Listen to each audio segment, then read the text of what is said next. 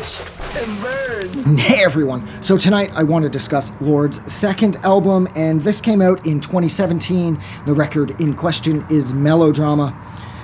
Now, narratively speaking, this is a massive leap forward from where Pure Heroine was.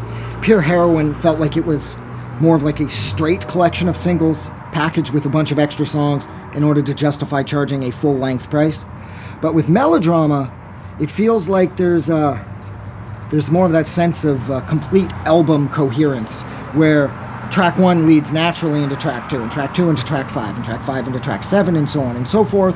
And I didn't really feel that with the first one.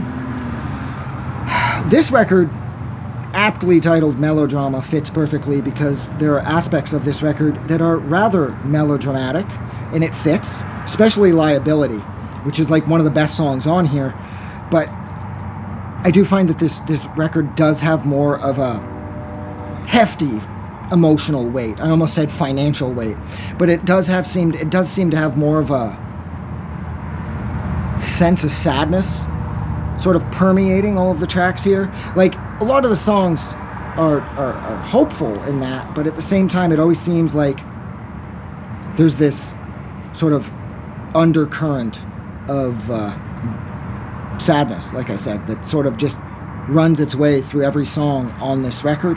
But I really liked this. I'm not loving the fact that the record does at times feel incredibly sad, but with tracks like Green Light's on here, Sober's on here, Homemade Dynamite's on here, I mean, there's a lot of like fun and upbeat songs that still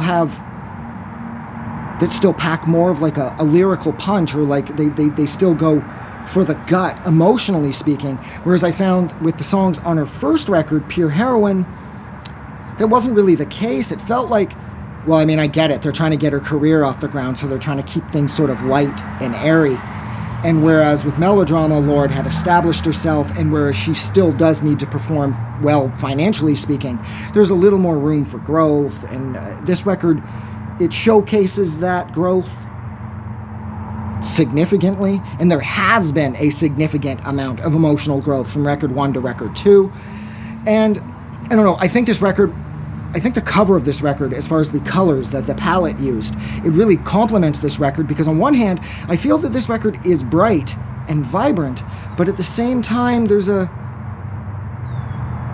muted sense of the use of color throughout the course of this. And Jesus Christ, I apologize for everybody out there that doesn't necessarily understand why I'm discussing how colors will affect sound, but they kind of do. I found that the colors of the first album sort of complemented the tracks on the first album, and again, the sort of quieter type blueness that the cover art of A Chicken Bed, who I think is probably Lorde, not 100% because it doesn't really look like her, but the painting's cool.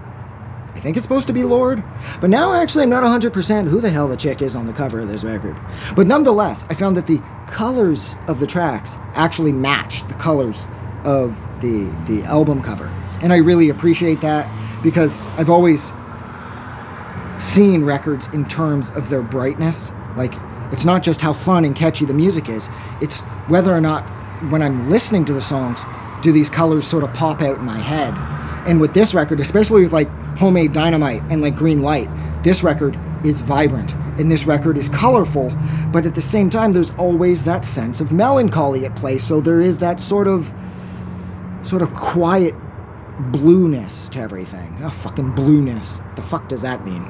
But it's true, it does sort of have that melancholy blue vibe to all the tracks on here, and that is very much the cover art of this album as well. I love this record. I fucking love Green Light. I've loved Green Light since 2017. I don't think I'm ever going to get sick of that song. That and Homemade Dynamite are my absolute favorites on this record.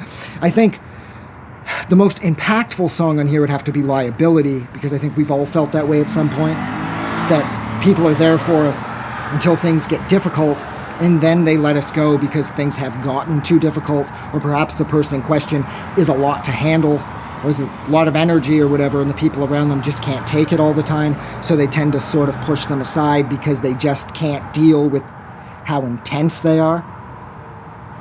But yeah, Green Light is my absolute favorite. That's like, I love that song so much. Every so often, there's a pop song that will come along that will completely monopolize my world, and Green Light is definitely one of those tracks. But look, I'm gonna go. So thank you so much for hanging out with me for a little over 5 minutes while I discussed Lorde's second album, and that is 2015's Melodrama.